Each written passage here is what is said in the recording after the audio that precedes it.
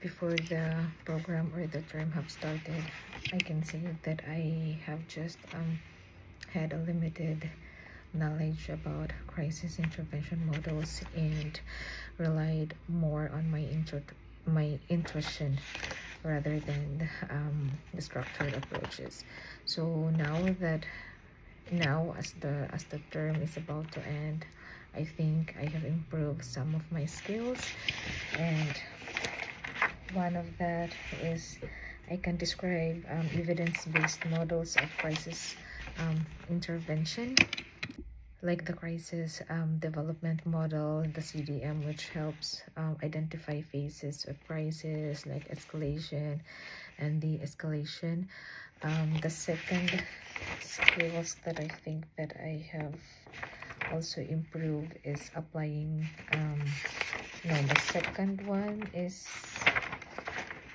I can identify strategies utilized to intervene in various situations. So before, I was really unsure about which strategies to use in crisis situation, and I struggled to adapt interventions to clients' specific needs. We have, as I have been working with residential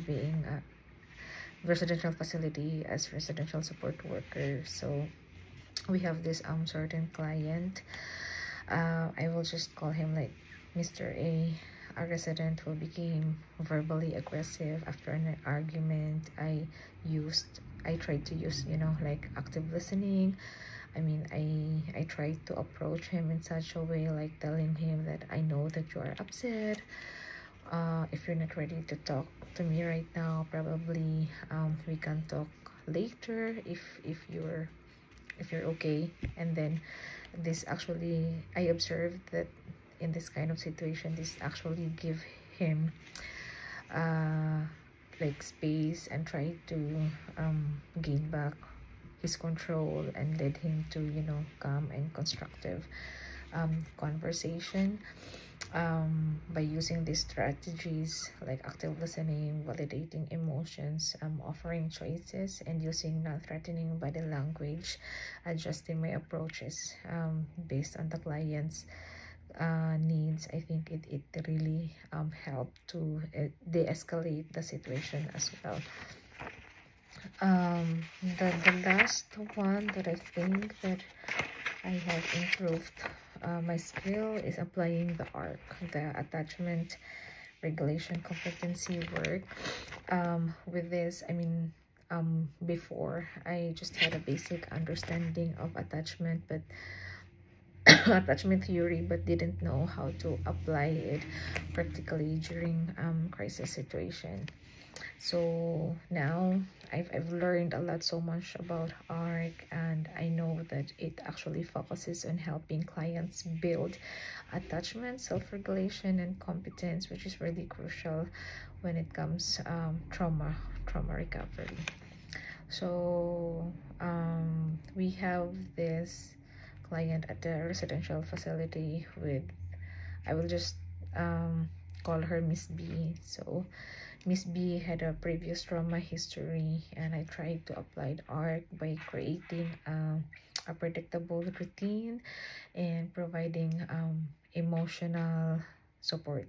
So when she had some, when she had those times like having like an emotional outburst, I use calming techniques like deep breathing and grounding, and I think it really helped her to regulate her emotions and build trust in her environment. So though it's not that quick, but at least there's improvement and there's progress that I have observed when I'm doing, or I'm trying to implement and doing the strategies that I've learned.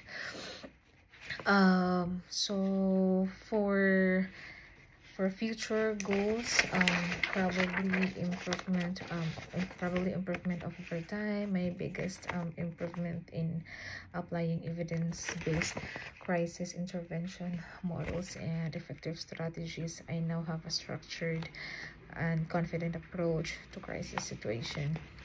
When it in terms of competency, it's something that I wish to improve.